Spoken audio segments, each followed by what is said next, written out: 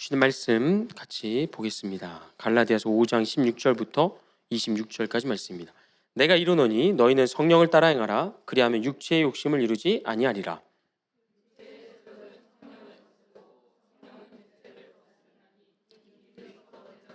너희가 만일 성령이 인도하시는 바가 되면 율법 아래에 있지 아니하리라. 우상 숭배와 주술과 원수 맺는 것과 분쟁과 시기와 분냉과 당짓는 것과 분열함과 이단과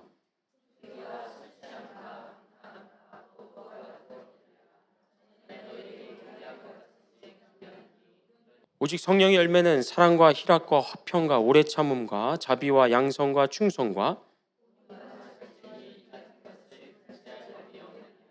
그리스도 예수의 사람들은 육체와 함께 그 정욕과 탐심을 십자가에 못 박았느니라. 만일 우리가 성령으로 살면 또한 성령으로 행할지니 헛된 영광을 구하여 서로 노역하거나 서로 투기하지 말지니라. 아멘. 오늘 우리가 함께 이제 살펴볼 주제는 성령의 첫 번째 열매인 사랑입니다. 그런데 이 성령의 열매를 다루기에 앞서서 뭐가 우리가 중요하게 봐야 되냐면 성령님과 구원받은 성도의 관계를 중요하게 우리가 봐야 되기 때문에 먼저 이 부분을 말씀드리고 난 후에 성령의 열매로 넘어가겠습니다. 요한복음 14장 26절을 함께 보면요. 요한복음 14장 26절입니다. 보혜사 곧 아버지께서 내 이름으로 보내실 성령이라고 해서 예수님께서 성령님을 보혜사라고 부르고 있는데 우리말 보혜사로 번역된 헬라어 파라클레토스는 다른 사람에게 도움을 베풀도록 부름받은 위로자, 조력자, 상담자라는 뜻을 갖고 있습니다. 즉 예수님께서 성령님을 보혜사라고 부른 것은 성령님께서 어떤 비인격적인 힘이나 또는 어떤 능력 덩어리가 아니라 우리와 긴밀히 소통하면서 우리를 위로하시고 힘을 북돋아 주시는 인격적인 분이라는 것을 의미합니다. 이어서 성령님의 구체적인 역할에 대해서 또 뭐라고 말씀합니까? 그가 너희에게 모든 것을 가르치고 내가 너희에게 말한 모든 것을 어떻게 해요? 생각나게 하리라. 여러분 성령님께서 우리를 위해 하시는 일이 뭐라고요? 성경에 기록된 말씀의 의미와 뜻을 우리에게 깨우쳐 주시고 우리가 그 말씀을 잊지 않도록 계속해서 기억할 수 있도록 도와주신답니다. 이런 성령님의 도우심 덕분에 제대로 구원을 받은 성도는요, 그의 지적 수준과 별개로 하나님의 말씀을 듣고 이해하고 깨닫고 확신하는 데는 큰 어려움이 없습니다. 많이 배웠든 적게 배웠든 상관없이 성령님을 통해서 우리는 하나님의 말씀의 깊이와 의미를 깨달을 수 있다는 겁니다. 그런데 더 놀라운 것은 뭐냐면 하나님께서 이 좋으신 보혜사 성령님을 구원받은 성도 안에 넣어주신다는 겁니다. 자, 고린도후서 1장 21절부터 22절 볼게요. 같이 읽겠습니다. 시작. 우리를 너희와 함께 그리스도 안에서 굳건하게 하시고 그가 또한 우리에게 인치시고 보증으로 우리 마음에 성령을 주셨느니라. 아멘. 여러분 하나님께서 성령님을 구원받은 성도 안에 지금 넣어주신다고 말씀하는데 왜 그렇답니까? 무엇을 위해서요? 구원의 보증을 위해서입니다.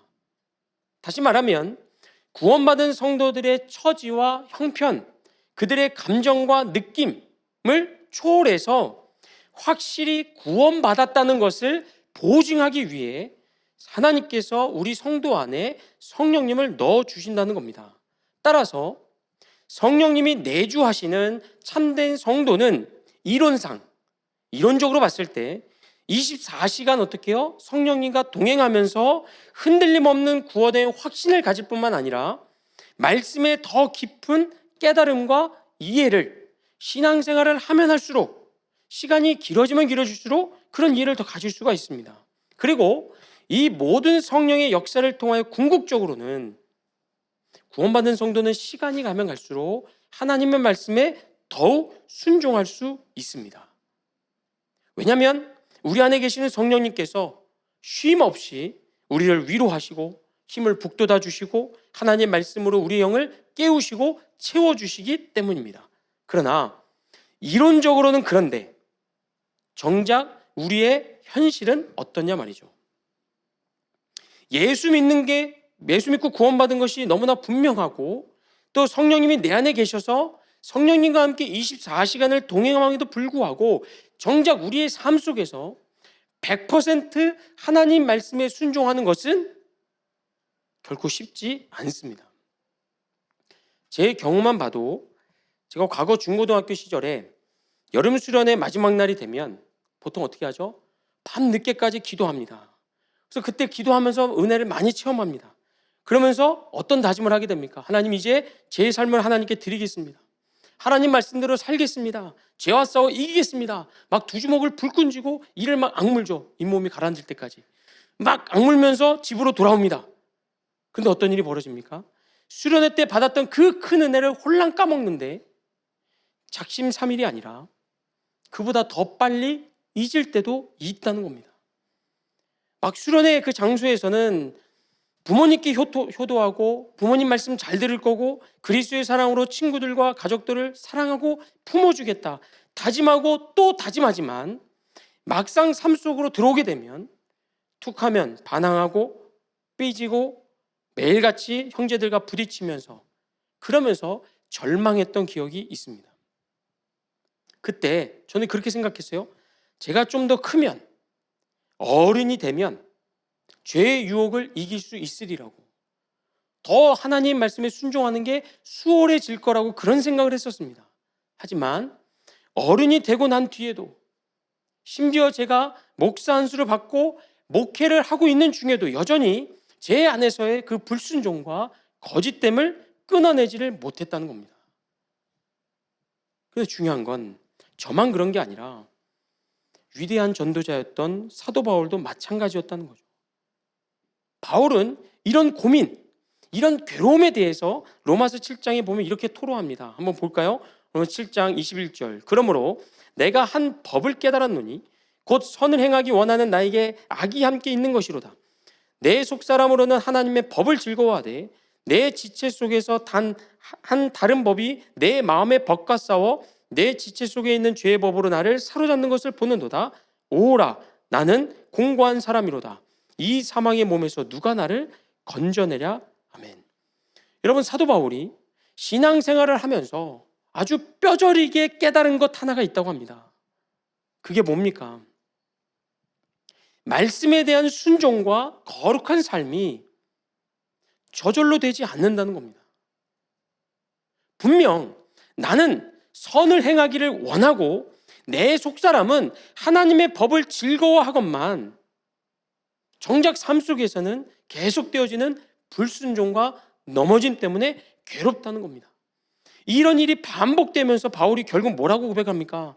오라, 나는 공고한 사람이로다. 오라, 나는 참으로 비참한 사람이로다 라고 지금 탄식을 하고 있다는 겁니다.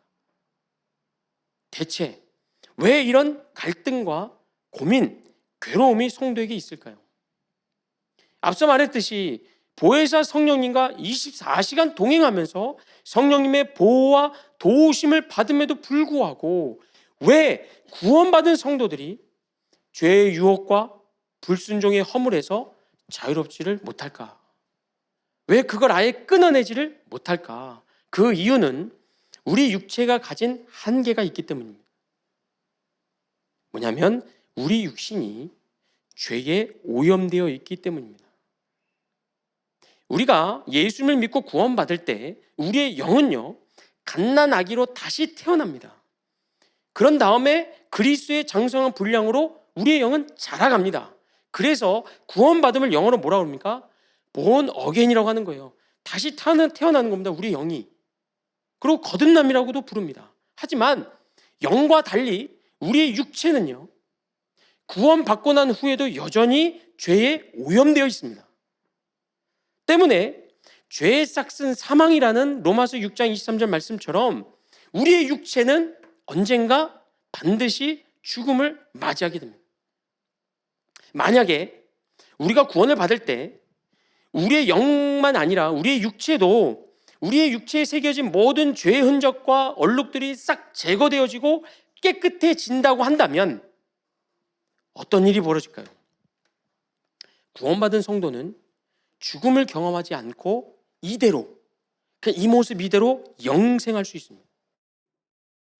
만약에 우리의 육신이 완벽하게 거룩하여지고 정결해진다면 죄의 싹신 사망을 우리는 비껴갈 수 있다는 겁니다. 하지만 성경이 우리 성도들에게 뭘 약속하죠? 부활의 영광스러운 새 몸을 약속합니다. 다시 말하면 죄에 오염된 성도의 육체는 언젠간 죽음을 맞이하게 됩니다. 그러니 여러분, 이 육체에 너무 많은 투자를 안 하셔도 됩니다. 아까운 겁니다, 사실. 이거 막 바르고 뭐 이렇게 고치고 이렇게 아무리 해도 결국 이 육체는 썩어질 겁니다. 죽음을 당할 겁니다. 그렇게 죽음을 통해서 육체에서 벗어나게 된 성도의 영은 마침내 부활의 영광스러운 새 몸을 입고 어디 가죠? 천국 가서 영원히 살게 될 줄로 믿습니다. 아멘. 그러나 문제는 지금이라는 거죠. 지금. 우리의 영은 구원받았지만, 그래서 깨끗해졌지만, 그러나 우리의 몸은 여전히 죄에 오염되어 있기 때문에 이 땅에 사는 동안에 우리 육체는 세상과 마귀의 유혹뿐만 아니라 바울이 발견했던 나와 함께 있는 악, 내 육체에 새겨진 죄의 법에 끊임없이 시달리게 된다는 겁니다. 오늘 본문인 갈라디아서 5장에서 바울은 로마서에서 이야기했던 나와 함께 있는 악, 죄의 법, 이걸 육체의 소욕이라 이제 표현을 바꿉니다. 그러면서 우리 안에 내주에 계시는 성령님과 이 육체의 소욕이 어떤 관계에 있는지를 이렇게 설명을 하죠. 여러분이 이해를 돕기 위해서 본문 16절부터 18절을 현대인의 성경 버전 한번 보겠습니다. 현대인 성경 버전. 그래서 내가 하는 말입니다만 여러분은 성령님의 인도를 따라 사십시오. 그러면 육체의 욕망을 채우려고 하지 않을 것입니다. 육체의 욕망과 성령님이 바라시는 것은 정반대입니다. 그러므로 이 둘은 서로 대적하여 여러분이 하고 싶은 일을 못하게 합니다. 그러나 여러분이 성령님의 인도를 받으면 율법의 지배를 받지 않습니다. 아멘. 여러분, 구원받은 성도 안에서 어떤 일이 벌어진대요? 어떤 일이? 죄에 오염된 육체로부터 자동적으로 생성되어지는 육체의 욕망과 내주하시는 성령님의 소원이 서로 대적한답니다. 이 둘이 서로 대적하면서 어떻게 해요? 성령님은 육체의 욕망을 우리가 따르지 않도록 막으시는 거고, 그러나 육체의 욕망은 반대로 우리가 성령님의 말씀에 귀 기울이지 못하도록 방해하면서 우리로 하여금 갈등과 고민과 괴로움을 준다는 겁니다. 질문드립니다. 여러분, 구원받는 성도가 성령님의 인도를 따라가는 것은 저절로 되는 겁니까? 아니면 선택해야 됩니까? 다시요. 육체의 욕망과 죄의 유혹은 우리가 가만히 있어도 그냥 들어왔다 알아서 저절로 물러가는 겁니까? 아니면 우리가 그것을 분별하고 물리쳐야 합니까? 그렇죠. 육체의 욕망과 죄의 유혹이 엄습해 올 때 가만히 계시면 100% 당합니다. 어제까지 우리가 아무리 훌륭한 믿음으로 거룩함을 지켰고 어제 엄청난 기적을 체험했다 하더라도요, 오늘 찾아오는 죄의 유혹을 그냥 방치해버리면 100% 넘어집니다. 100%. 날마다 깨어서 육체의 욕망과 죄의 유혹을 말씀으로 분별해서 물리치지를 않으면 우리는 단 하루도 거룩함을 지킬 수가 없습니다. 그래서 우리는 종종 어떤 소식을 듣습니까? 그렇게 존경받고 그렇게 덕망이 있었던 영적 지도자들이 어느 날 갑자기 꼬꾸라지는 모습을 우리는 얼마든지 볼 수 있는 거 아닙니까? 왜요? 우리가 물리치지 않으면 당하는 거니까요. 마찬가지로 성령님의 인도를 따라가는 것도 여러분 저절로 되는 거 아닙니다. 우리가 성령님 편에 서야 됩니다. 내 안에서 끊임없이 말씀하시는 성령님의 음성에 귀를 기울이시고 육체의 욕망을 분별하셔서 단호히 물리쳐야 우리 성령님이 인도하시는 대로 따라갈 수가 있습니다. 때문에 바울은 우리가 육체의 일이 무엇인가를 분별할 수 있도록 자세하게 육체의 욕망이 무엇인지를 설명합니다. 우리 육체에서 가만히 있어도 저절로 생성되는 육체의 욕망이 무엇인가 한번 보세요. 본문 19절부터 21절입니다. 같이 읽습니다. 시작. 더러운 것과 호색과 우상숭배와 주술과 원수 맺는 것과 분쟁과 시기와 분냉과 당짓는 것과 분열함과 이단과 투기와 술취함과 방탕함과 또 그와 같은 것들이라.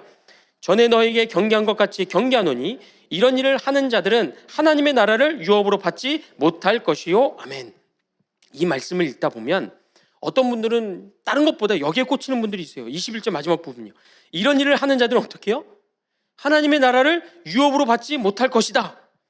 이 말씀에 꽂히셔서는 가끔 이런 분이 있습니다. 마음은 원인데 육신이 약해서 불순종하고 실수하는 것 때문에 혹시라도 내가 받은 구원이 취소되진 않을까. 하나님이 구원을 주셨다가 내가 이런 일을 행함으로 인해서 하나님이 실망하시고 그래서 구원을 뺏어가시면 어떡하나? 이런 거에 꽂히시는 분들이 있습니다. 아닙니다. 여러분, 지금 본문 21절에서 하는 말씀은요, 우리가 불순종하면 구원이 취소된다는 말이 절대 아니고요, 여기에 소개되고 있는 육체의 일들이 있잖아요. 이 죄악들은 다 하나님의 나라를 유업으로 받지 못하는 사람들 거라는 겁니다. 아시겠어요? 이런 죄악들은 구원받은 성도에게는 어울리지 않는, 구원받지 못한, 하나님의 나라를 유업으로 받지 못한 불신자들에게나 어울리는 거니까 이런 유혹이 왔을 때 어떡하라고요, 성도들은요? 이걸 분별해서 단호하게 물리치라는 겁니다. 그래서 이런 말씀이 있는 거예요. 우리의 구원이 취소된다는 게 아니라 하나님의 나라를 유업으로 받는 성도들은 이런 것과 친해지지 말라는 거예요. 어울리지 말라는 겁니다. 다시 말하면 분별과 단절의 차원에서 육체의 일들을 소개한 다음에 그 다음에 나오는 말씀이 성령의 열매라는 겁니다. 무슨 얘기냐면 성령의 열매란 구원받고 난 뒤에 저절로 맺어지는 게 아니라는 겁니다. 그냥 신앙생활 1년, 2년, 3년 더해가면 더해갈수록 자동적으로 성령의 열매가 맺어지는 게 아니라 어떻게 해서 맺어지는 거라고요? 성령님과 함께 육체의 소욕과 싸워 승리했을 때 맺어지는 거라고요. 다시요. 성령의 열매는요, 구원받고 난 후에 시간이 지나면 저절로 형성되고 저절로 자라는 그런 게 아니라 우리가 내주하시는 성령님 편에 서서 죄의 유혹을 분별해내고 육체의 소욕을 물리쳤을 때야 비로소 맺어지는 열매라는 겁니다. 이게 서론입니다. 오늘 이제 본론으로 들어갑니다. 그렇다면 성령의 첫 번째 열매인 사랑은 어떨까요? 사랑. 이것도 마찬가지로 우리가 사랑하지 못하게 하는 장애물들을 제거하고 그걸 물리치고 나서야 맺어지는 열매입니다. 그래서 보면 1차적으로 이 갈라디아서 5장에서 1차적으로 말하는 성령의 열매 사랑은요, 내 이웃과 형제를 향한 사랑을 의미합니다. 우리가 어떻게 할 수 있냐면 갈라디아서 5장 13절부터 15절을 보세요. 13절 15절 읽습니다. 시작. 이보으나 그러나 그 자유로 육체의 기회를 삼지 말고 오직 사랑으로 서로 종노릇하라. 온 율법은 내 이웃 사랑하기를 내 자신같이 하라 하신 말씀에서 이루어졌나니 만일 서로 물고 먹으면 피차 멸망할까 조심하라. 아멘. 그러니까 성령의 열매, 첫 번째 열매인 사랑은 1차적으로 내 이웃과 형제를 향한 사랑을 의미합니다. 때문에 아까 우리가 봤던 육체의 일들에 소개되어 있는 본문 19절부터 21절에 나오는 육체의 일이라는 것은 형제와 이웃 사랑을 방해하거나 왜곡시키거나 분열시키는 그런 것들에 대한 경계를 이야기합니다. 뭐 음행, 더러운 거, 호색, 원수 맺는 거, 분쟁, 시기, 분냄 등등입니다. 다 형제와 이웃 사랑을 방해하고 연합을 깨뜨리는 죄악들이고요. 이거를 지금 경계하라고 성경은 말씀하고 있습니다. 그런데 우리가 여기서 더 주목할 건 뭐냐면 20절을 보세요. 20절에 뭐가 나옵니까? 우상숭배와 주술과 그리고 이단이 나옵니다. 그런데 우상숭배와 주술과 이단은 여러분 생각할 때 형제 사랑보다는 어디에 좀 더 가깝습니까? 하나님 사랑과 더 관련이 있습니다. 19절부터 21절 안에서 형제 사랑을 방해하고 있는 죄악들을 쭉 나열하는 가운데 바울이 세 가지를 더 거기다 껴 넣습니다. 우상숭배와 주술과 이단을요.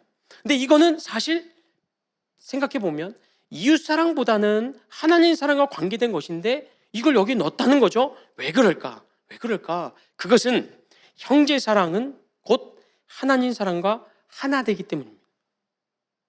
마가복음 12장 29절 31절 보겠습니다. 12장 29절부터 31절. 예수께서 대답하시되 첫째는 이것이니 이스라엘아 들으라. 주 곧 우리 하나님은 유일한 주시라. 내 마음을 다하고 목숨을 다하고 뜻을 다하고 힘을 다하여 주 너희 하나님을 사랑하라 하신 것이요 둘째는 이것이니 내 이웃을 내 자신과 같이 사랑하라 하신 것이라. 이보다 더 큰 계명이 없느니라. 아멘. 보세요. 예수님께서 가장 위대한 율법의 계명 두 가지가 계명이 뭡니까? 라고 물어봤을 때 두 가지를 말씀하시는데 뭘 우선하시죠? 하나님 사랑을 우선합니다. 왜 그럴까요? 하나님 사랑이 안 되면 그 다음에 이어지는 이웃 사랑이 절대 안 되기 때문입니다. 하나님 사랑과 이웃 사랑이 같이 붙어 있는 거예요. 같이 가는 거예요. 이걸 분리시켜서 나는 하나님을 사랑하는데 쟤는 뭐 사랑 못해가 안 된다는 거예요. 나 쟤 사랑 못해. 그럼 뭐가 못하는 거예요? 하나님 사랑하는 게 안 된다는 거예요. 여러분, 하나님 사랑하십니까? 바로 안 하면 못하시네. 왜 주저하시죠? 그러면 하나님을 얼마나 사랑하십니까? 여러분의 하나님을 향한 사랑은 얼마만큼의 크기고 얼마만큼의 깊이를 가지고 있습니까? 예수님 말씀하셨습니다. 하나님 어떻게 사랑하라고요? 내 마음과 목숨과 뜻과 힘을 다해 사랑하랍니다. 무슨 말입니까? 마음만 다하는 거는 부족하다는 거예요. 목숨만 다하는 것도 부족하다는 거예요. 마음과 목숨과 뜻과 힘을 다 쏟아부어서 하나님을 사랑해야 그래야 하나님이 하나님을 사랑한다는 거라는 겁니다. 그냥 입술로만 하나님 사랑합니다라고 앵무새처럼 이야기하면서 사랑하는 게 아니라 내 마음을 다하고 목숨을 다하고 거기에 더해서 뜻을 더하고 힘을 더해서 전심으로 전력으로 하나님을 사랑해야만 하나님을 사랑할 수 있다고 하는 겁니다. 왜요? 우리 육체가 죄에 오염되어 있기 때문이에요. 그러니까 전심으로 하나님을 사랑하지 않으면 하나님을 사랑하는데 조금이라도 틈이 생기거나 뭐 2% 부족해지거나 허점이 보이게 되면 바울이 뭘 경험했다고요?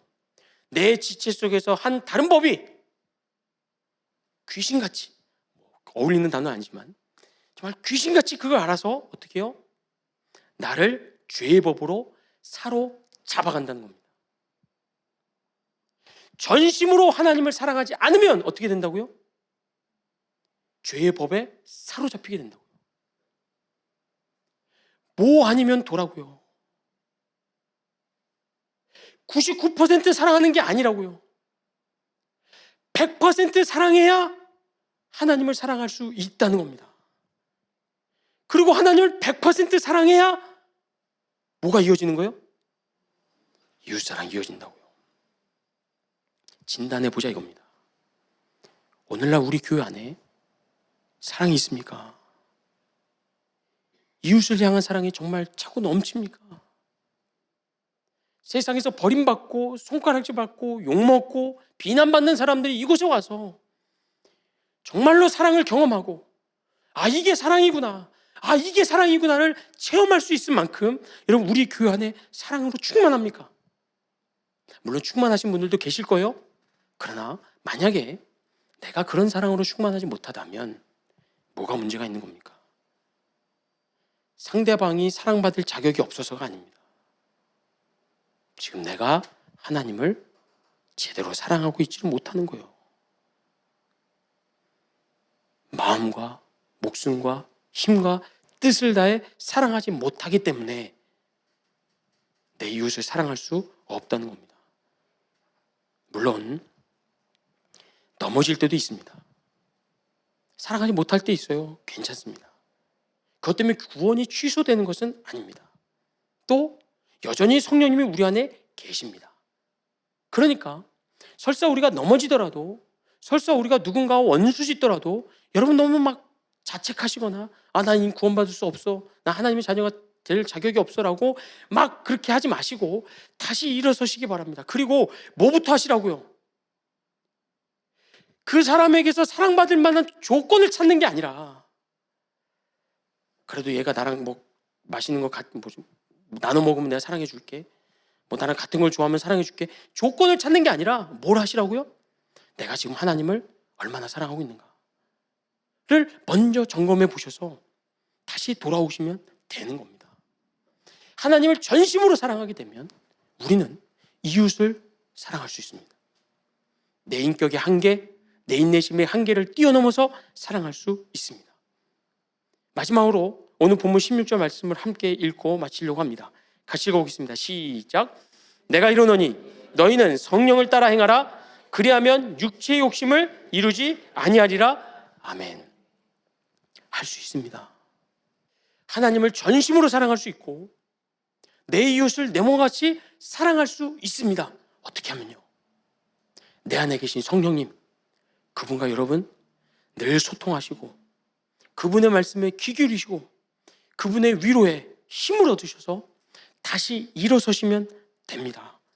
바라옵기는 내 안에 계신 성령님과 늘 함께 깨어서 기도하시고 동행하시고 말씀을 붙드시면서 성령의 첫 번째 열매는 이 사랑의 열매, 이 사랑의 열매로 우리의 삶을 가득 채워가시는, 그래서 하나님, 보이지 않는 하나님의 그 사랑을 내 삶을 통해서 보여줄 수 있는, 내 이웃을 품음으로 증명해낼 수 있는 그런 복된 성도님들 되시기를 주의 이름으로 축복합니다. 아멘.